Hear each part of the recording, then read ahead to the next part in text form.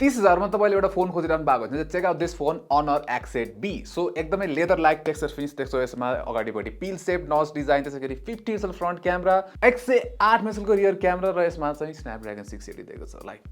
किन वेल यसको एन्सर तपाईलाई थाहा हुन्छ भने चाहिँ यो भिडियो हेर्दै गर्नु होला म Anuj Shrestha and you watching tech lake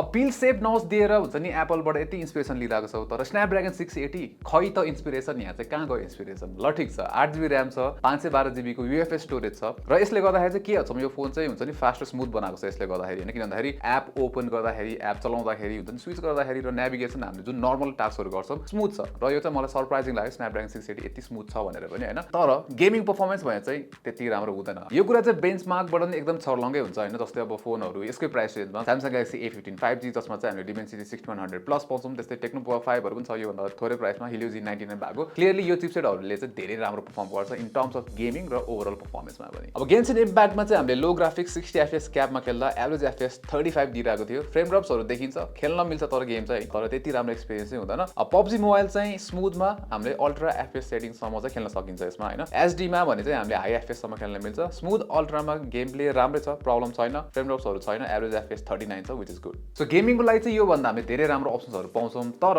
8GB RAM र 512GB UFS स्टोरेजले गर्दाखेरि चाहिँ यो फोन नर्मल टास्कहरु जुन हुन्छ नि एक्सेप्ट गेमिङको लागि चाहिँ निकै स्मुथ छ इम्प्रेसिभ अब अर्को इम्प्रेसिभ कुरा भनेको चाहिँ यसको डिजाइन यो लेदर टेक्सचर फिनिशले गर्दाखेरि एकदमै लग्जरियस फिल दिन्छ हैन लाइक यो फोन हेर्दाखेरि र फिल गर्दाखेरि एकदम वाउ भन्ने त्यो एक्सप्रेसन चाहिँ जसको मानि मैले सुनेको छु लाइक हाम्रो यहाँ टिम भरि सबैले चाहिँ वाउ क्या दामी फोन यार यो आइफोन जस्तो फोन कुन हो भनेर सोधिरहेको छ के त्यो चाहिँ अगाडिपट्टि हेरेर हो है किनभने पिल नच डिजाइन दिएको छ र यसको जुन बेजल्सहरु हेर्यो भने पनि निकै स्लिम बेजल छ के अल अराउन्ड एकदमै सिमेट्रिक खाली देखिन्छ हैन तलको जुन चिन चाहिँ नर्मली अलिकति हुन्छ नि मोटो हुन्छ त्यो पनि पातलो दिएको छ सो ओभरअल डिजाइन निकै राम्रो छ त्यसैगरी अब यसमा चाहिँ हामीले प्लास्टिक फ्रेम नै पाउँछौं हैन यो बडी कलर फ्रेम दिएको छ अब पोर्ट्स एन्ड बटन्सहरु नौलो भयो यतापट्टि यो फिंगरप्रिन्ट सेन्सर पनि छ पावर बटनमा जुन चाहिँ फास्ट छ रिलायबल पनि छ त्यसैगरी तलपट्टि हामीले USB type C port speaker पाउँछौं सिंगल स्पिकर हो तर स्पिकरको क्वालिटी भने चाहिँ खासै राम्रो छैन है लाइक एभरेज खाली छ लाउड छ तर क्ल्यारिटी छैन त्यसैगरी यतापट्टि चाहिँ हामीले सिम ट्रे स्लट पाउँछौं डुअल न्यानो सिम सपोर्ट गर्छ सो डिस्प्ले चाहिँ यो स्लिम बेजल्सले गर्दाखेरि निकै अपीलिङ देखिन्छ हैन तर यसको एक्चुअल जुन प्यानलको क्वालिटी छ त्यो पनि राम्रो छ के सो यसमा चाहिँ फुल HD plus AMOLED 90Hz refresh rate भएको प्यानल हो हैन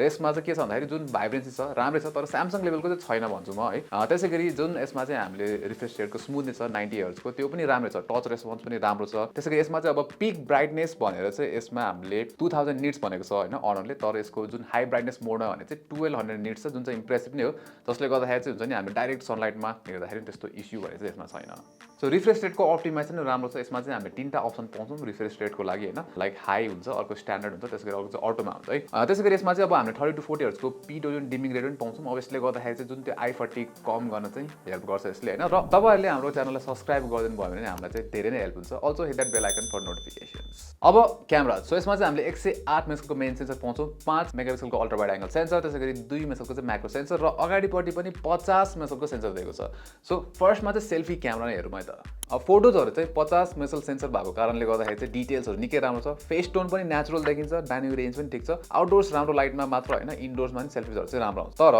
HDR सिचुएसनमा भने चाहिँ फोटोजहरु अलि सफ्ट देखिन्छ त्यसैगरी आर्टिफ्याक्ट्सहरु पनि देख्न सकिन्छ जस्तै यो फोटोजमा चाहिँ इलेक्ट्रिक लाइन्सहरु नै बिग्रेको छ अब नाइट सेल्फीजहरु पनि राम्रै छन् फ्ल्याशले लो लाइटमा हेर्दा गर्छ जेस अँध्यारोमा सेल्फी खिच्दा पनि सेल्फीजहरु चाहिँ ठिकठाकै आउँछ सो Honor X8b को फ्रन्ट क्यामेरामा चाहिँ हामीले दुईटा मोड्स पाउँछौँ 1x र 0.8 सो 0.8 मा चाहिँ एकदमै वाइड आउँछ सो आई थिंक अब यसको क्यामेरा फ्रन्ट क्यामेरा चाहिँ भ्लगिङको लागि राम्रो हुन सक्थ्यो किन भन्दाखेरि डिटेल्सहरु राम्रो छ हैन कलर्सहरु राम्रो छ मेरो फेसमा हेर्नु डिटेल्स निकै राम्रो आउँछ हैन डाइनामिक रेन्ज पनि राम्रो छ तर स्ट्याबिलाइजेसन चाहिँ त्यति राम्रो छैन अब म नर्मली हिँडिरहेको छु सो फुटेज सेकी छ अब अलिकति फास्ट हिँड्नु फुटेज सेकी छ है सो यो बाइक चाहिँ I think it's all good अब पछाडीको मेन क्यामेराले फोटोजहरु राम्रो खिच्छ कलर्सहरु देखि लिएर डाइनामिक रेन्ज पनि सब राम्रो छ अलिक जुम गरेर हेर्दाखेरि चाहिँ कन्ट्रास्ट अलिक कम देखिन्छ र डिटेल अलिक थोरै जस्तो फिल हुन्छ र कुनै कुनै फोटोजहरु चाहिँ अलिकति ओभर एक्सपोज देखिन्छ तर ओभरअल चाहिँ राम्रो छ अब अल्ट्रा वाइड चाहिँ 5 मेगापिक्सल मात्र भएको कारणले गर्दाखेरि त्यति राम्रो छैन अलि नोइजी छ डिटेल्स खासै छैन स्पेशली एजेसतिर चाहिँ सफ्ट देखिन्छ अब पोर्ट्रेट्सहरु राम्रो छ हुन्छ नि ब्याकग्राउन्ड ब्लर देखि एज डिरेक्सन प्राइसको लागि चाहिँ ठिकै हो अब भिडियोमा चाहिँ सेम एज फ्रन्ट क्यामेरा स्ट्याबिलाइजेसन राम्रो छैन न त चाहिँ निकै वाइड छ यसको POV हामीले Samsung A15 15 5G सँग नि कम्पेयर गरेको थियौँ शार्पनेस कलर्स ओभरअल निकै राम्रो छ भिडियोज अब यो फोन स्लिम भएको कारणले गर्दाखेरि यसको ब्याट्री क्यापेसिटी चाहिँ अलिक सानो छ 4500 mAh जुन चाहिँ अब त्यति नराम्रो छैन किन भन्दाखेरि मैले नर्मल युज गर्दाखेरि अब 5 देखि 5.5 घण्टाको स्क्रिन अन टाइम भनौँ न झन्डै 6 घण्टाको स्क्रिन अन टाइम दिन्छ त्यसैगरी यसमा चाहिँ हामीले 35 वाटको फास्ट चार्जिङ सपोर्ट पाउँछौँ र चार्जर चाहिँ बक्समै आउँछ र फुल चार्ज गर्न चाहिँ त्यस्तै 1 घण्टा 10 मिनट जस्तो लाग्छ अब ओएस को कुरा गर्दाखेरि चाहिँ यसमा हामीले Android 13 out of the box पाउँछौँ म्याजिक ओएस 7.2 यसमा अब एन्ड्रोइड 14 को चाहिँ हुन्छ नि आउट अफ द बक्स नै आइदिएको भए चाहिँ बेटर हुन्थ्यो त्यसैगरी सफ्टवेयर अपडेट र अपग्रेडको बारेमा चाहिँ क्लियर रोड म्याप चाहिँ छैन है सो यो चाहिँ अलिकति इस्यु चाहिँ भयो अब यसमा सफ्टवेयरको रिलेटेड इन्ट्रेस्टिङ फिचर भनेको म्याजिक क्याप्सुल भयो जुन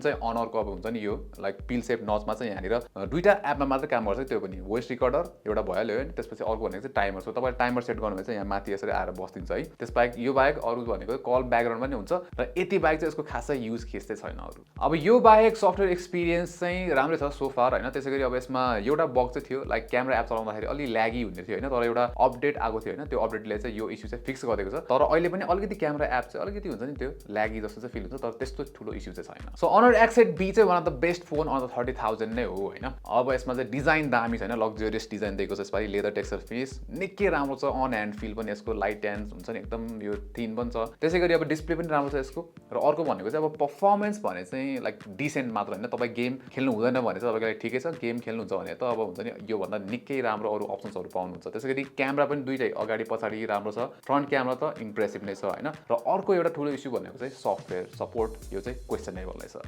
Take leg.